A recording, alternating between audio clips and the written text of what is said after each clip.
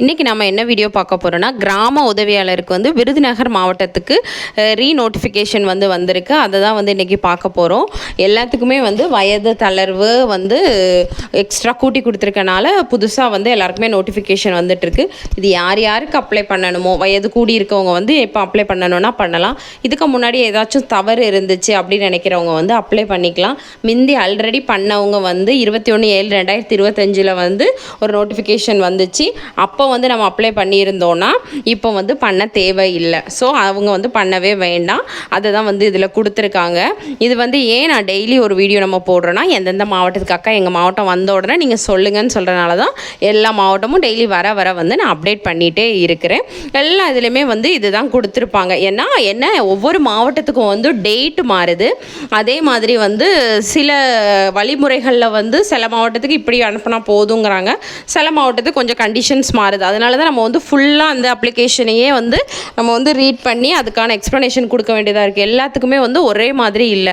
சில மாவட்டங்களுக்கு இதுக்கு முன்னுரிமை கொடுத்துருக்காங்க, இந்த மாதிரி இருக்கணும் அப்படின்னு சொல்லி கொடுத்துருக்கனால தான் நம்ம இது பண்ணுறோம். சரி, இப்போ விருதுநகர் மாவட்டத்துக்கு என்னென்ன இதுன்னு பார்க்கலாம் வாங்க.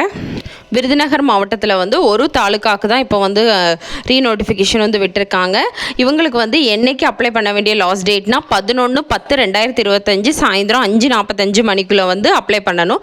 அவங்கவுங்க டிஸ்ட்ரிக்ட் வெப்சைட்டில் போய் அப்ளிகேஷனை டவுன்லோட் பண்ணி அது கூட என்னென்ன சர்டிஃபிகேட்ஸ் வைக்கணுமோ வச்சு நம்ம நேரடியாகவோ இல்லை போஸ்ட்லேயோ போய் சென்ட் பண்ணணும். இதில் மொத்தம் இவங்களுக்கு 4 கிராமம் இருக்குது.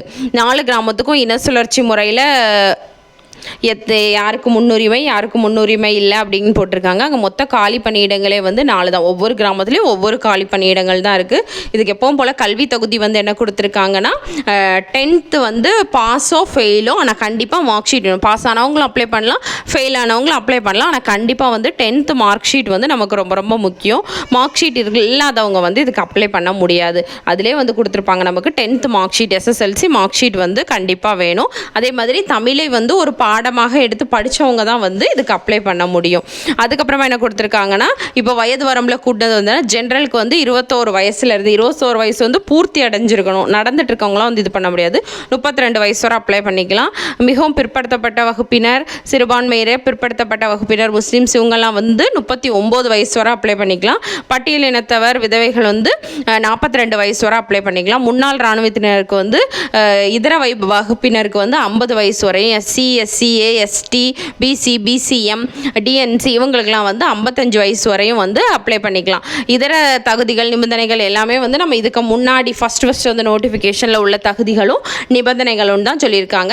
ஸோ நம்ம இதுக்கு முன்னாடி போட்ட வீடியோலே நல்லா ஃபுல்லாக சொல்லியிருப்போம் என்னென்ன கண்டிஷன்ஸ் அப்படின்ட்டு.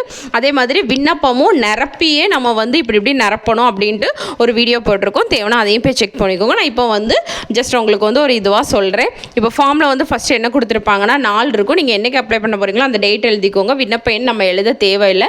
விண்ணப்பதாரர் விவரங்களில் விண்ணப்பதாரர் பெயர் தமிழில் ஃபஸ்ட் எழுதிக்கோங்க, அப்புறம் இங்கிலீஷில் எழுதிக்கோங்க. ஆதார் எண் எழுதிக்கோங்க. தந்தை இல்லைனா கணவனார் பெயர் எழுதிக்கோங்க. வயது எழுதிக்கோங்க. என்ன பாலினமோ அதை எழுதிக்கோங்க. ரீசெண்டாக எடுத்த புகைப்படத்தை ஒட்டுங்க. அப்புறம் கல்வி தகுதி விண்ணப்பிக்கும் கிராமம், எந்த கிராமமோ அந்த கிராமம், நீங்கள் விண்ணப்பிக்கிற கிராமத்தை எழுதணும். நீங்கள் இருக்க கிராமத்தை எழுதக்கூடாது இதில்.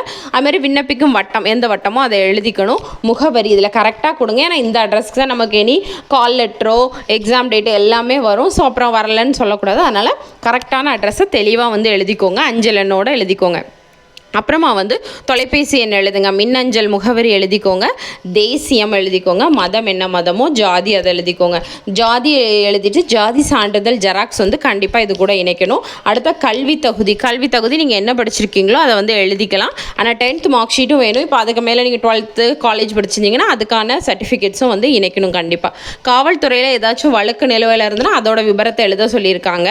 ஏதாச்சும் இருந்துச்சுன்னா அதோட டீட்டெயில்ஸ் எழுதிக்கோங்க. இல்லைனா இல்லைன்னு போட்டிருங்க. மிதுவண்டி இல்லைனா இருசக்கர வாகனம் ஓட்ட தெரியுமான்னு கேட்டிருக்காங்க. ஆம்னா ஆம்னு போடுங்க, இல்லைன்னா இல்லைன்னு போட்டுருங்க. இருசக்கர வாகனம் ஓட்ட தெரியும்னா ஆம்னா ஆம்னு போடணும், இல்லைன்னா இல்லைன்னு போடணும். இப்போ நீங்கள் ஆம் டிக் பண்ணிங்கன்னா பக்கத்தில் இருக்க கட்டத்தில் ஆம்னு எழுதணும். அது மாதிரி இருசக்கர வாகனம் ஓட்ட தெரியும் ஆம்னு போட்டிங்கன்னா ஓட்டுநர் உரிமத்துக்கான எண் கண்டிப்பாக எழுதணும் அதில். அதே மாதிரி ஓட்டுநர் உரிமத்தோட நகலையும் நம்ம இது கூட அட்டாச் பண்ணுற மாதிரி இருக்கும். அடுத்த என்ன முன்னுரிமைகள்னா விண்ணப்பதார ஆதரவற்ற விதவைனா ஆம்னா ஆம், இல்லைன்னா இல்லை. அதை டிக் பண்ணிவிட்டு பக்கத்தில் எழுதவும் செய்யணும். ஆம்னு போடுற எல்லாத்துக்குமே வந்து அதுக்கான சர்டிஃபிகேட் ஜெராக்ஸை வந்து நீங்கள் இந்த ஃபார்ம் கூட அட்டாச் பண்ணணும். முன்னாள் இராணுவத்தினரா? ஆம்னா ஆம், இல்லைனா இல்லை. மாற்றுத்திறனாளியானா? ஆம்னா ஆம், இல்லைனா இல்லை. மாற்றுத்திறனாளியான வகைனா அதில் சதவீதம் எவ்வளவோ அதை வந்து நீங்கள் எழுதிக்கணும். முதல் தலைமுறை பட்டதாரினா அதை எழுதிக்கணும், ஆம்னா ஆம், இல்லைனா இல்லை.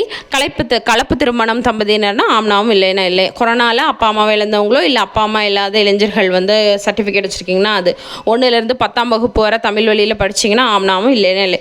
அரசு வழிகாட்டு நெறிகளின்படி இதர ஏதாச்சும் முன்னுரிமை சர்டிஃபிகேட் இருந்தீங்கன்னா அதுக்கும் ஆம்னாவும், இல்லைனா இல்லைன்னு எழுதிட்டு அதுக்கான சர்டிஃபிகேட் என்னங்கிறது, ஏன்னா அரசு வழிகாட்டு நெறிமுறைப்படி நிறைய ஒவ்வொருத்தருக்கும் வேறு வேறு சர்டிஃபிகேட்ஸ் இருக்க வாய்ப்பு இருக்குது. ஸோ நீங்கள் என்ன சர்டிஃபிகேட் வச்சுருக்கீங்களோ அதை இதில் எழுதிட்டு அதோட ஜெராக்ஸை வந்து நீங்கள் இதில் வந்து இணைக்கணும். இதுதான் வந்து இதில் கொடுத்துருக்காங்க. அது மாதிரி கலப்பு திருமணம்னா அதில் ஒருத்தவங்க ஆணோ பெண்ணோ யாரோ ஒருத்தர் வந்து ஆதி திராவிடர் இல்லைன்னா பழங்குடிய இனத்தவரை சேர்ந்தவராக வந்து இருக்கணும். உரிய சான்றுகள் எல்லாமே நம்ம எதுலெல்லாம் ஆம் போட்டிருக்கோமோ அதுக்கான சான்றுகள் எல்லாமே ஜெராக்ஸ் வந்து இந்த விண்ணப்பத்து கூட கண்டிப்பாக இணைக்கப்படணும். அப்படி இணைக்கப்படாத விண்ணப்பங்களை வந்து ரிஜெக்ட் பண்ணிடுவாங்க.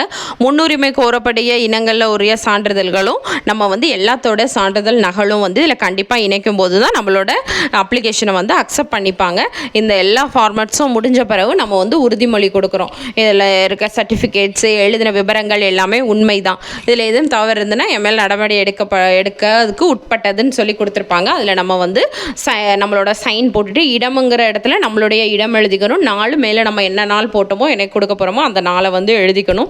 இப்படி தான் வந்து இதை நிரப்பணும். இதை வந்து கொடுக்க வேண்டிய லாஸ்ட் டேட் வந்து 11/10/2025 நேரடியாக போய் வட்டாட்சியர் அலுவலகத்திலையோ இல்லைனா வந்து போஸ்ட்லேயோ வந்து அந்த டேட்டுக்குள்ளே போகிற மாதிரி போய் சேர்ந்துடணும். அதை தாண்டி கொடுக்குறவங்களுக்கு வந்து போய் போஸ்ட்டில் சேர்ந்தாலுமே வந்து அந்த விண்ணப்பத்தை அவங்க வந்து நிராகரிச்சிருவாங்க.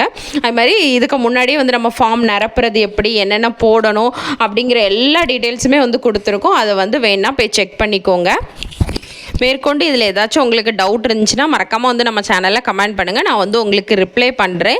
இனி அடுத்தடுத்த மாவட்டங்கள் நிறைய மாவட்டங்களுக்கு வந்துடுச்சு. லாஸ்ட் டேட் முடிகிறதுக்குள்ளே சீக்கிரமாக வந்து அப்ளை பண்ணுங்கள். இதுக்கு முன்னாடி பண்ணவங்க வந்து நமக்கு அப்ளை பண்ண தேவையில்லை. ஏதாச்சும் சேஞ்சஸ் இருக்கிறவங்க மட்டும் இதை ஒரு வாய்ப்பாக பயன்படுத்தி நீங்கள் வந்து மாற்றிக்கலாம்.